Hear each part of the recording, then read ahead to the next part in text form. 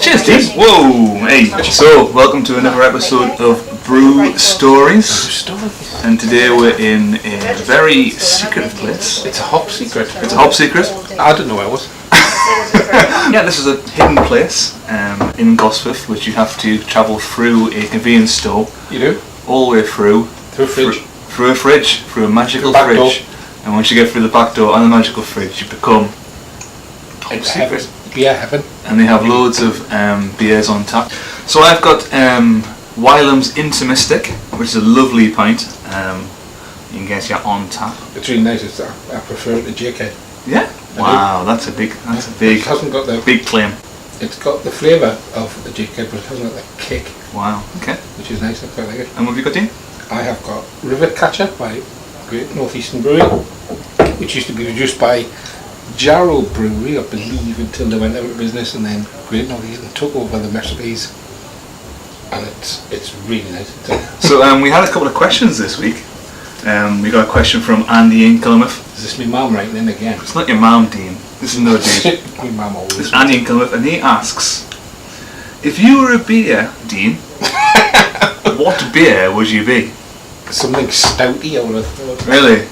I think I'd be a sour beer, because no one really likes me.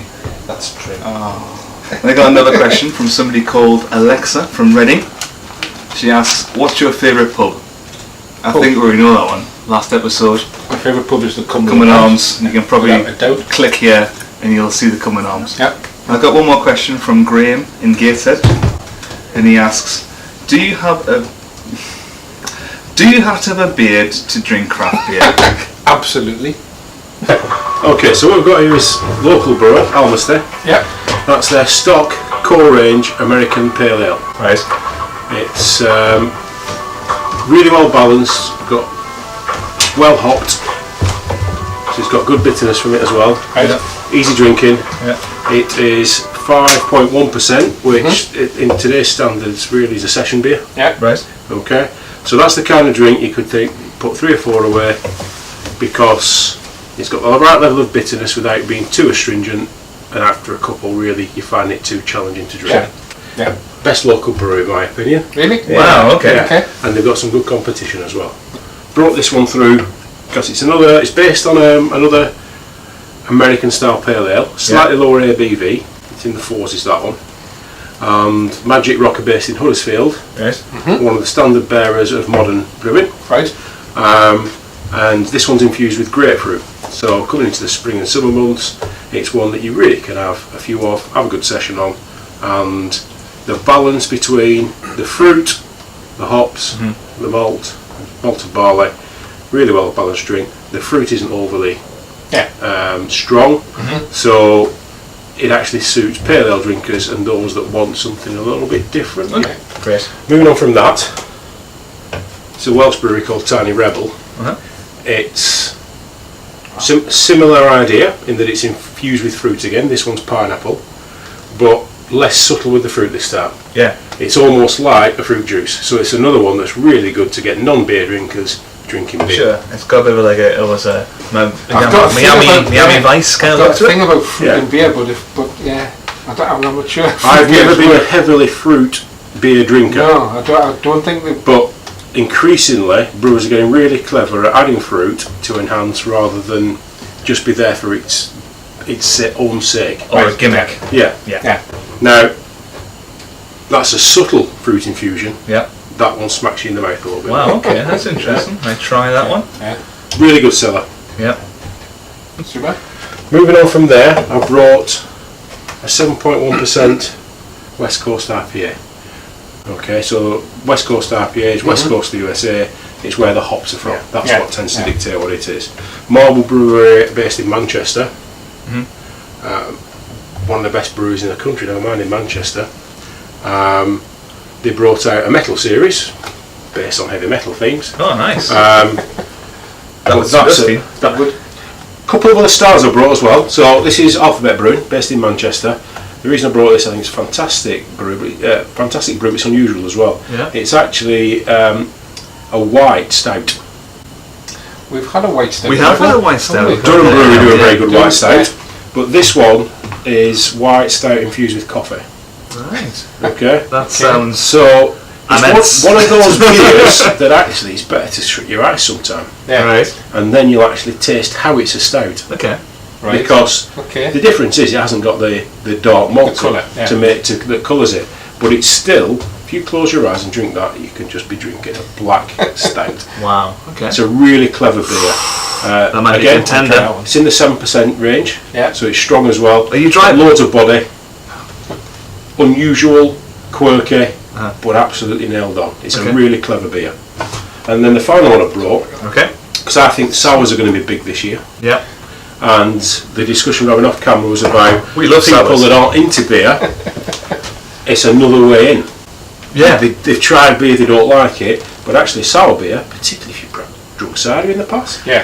is a very good way. Now I brought this one because it's a double sour. You said that we I did say we were in the that. Cumberland Arms Yeah. and Yeah. you had the Northern Alchemy Last sour, episode. Check it out. grapefruit sour, They do some fantastic and sours. you said it's like a cider. Yeah. Yeah.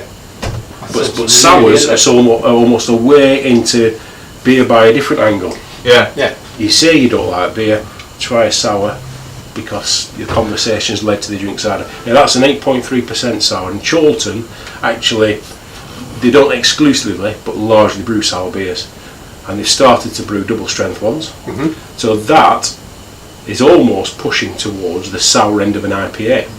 Right. Other breweries have brought their IPAs and soured them slightly, and Right. slightly meet in the middle. And they brought a series out with different hops, and again, the hops are the ones that dictate the name. All really full-bodied sours. That comes from the volume of the malt and the hops that Right. are combined to make the high ABV. They've recently brewed a triple at 13.something% as well.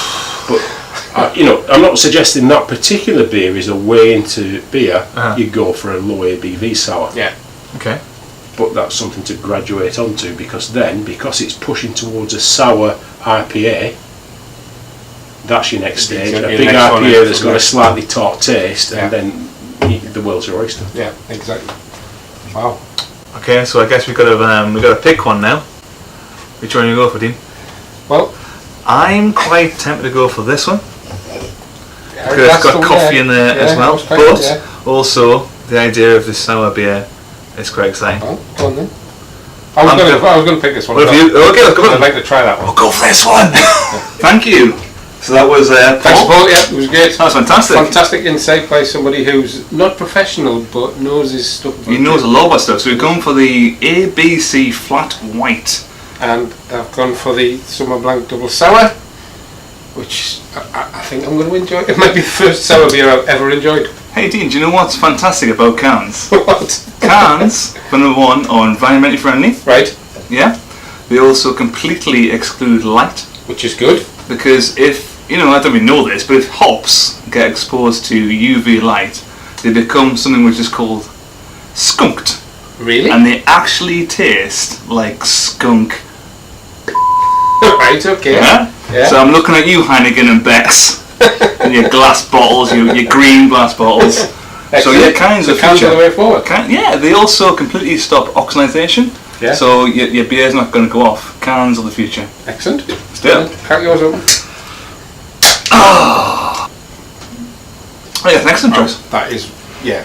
That's a sour I've found that I like. Hey Dean, do you know how we do this?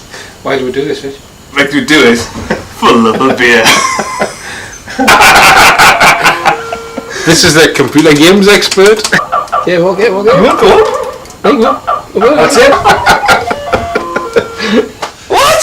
Game over? This is how I used to spend my lunch time at school.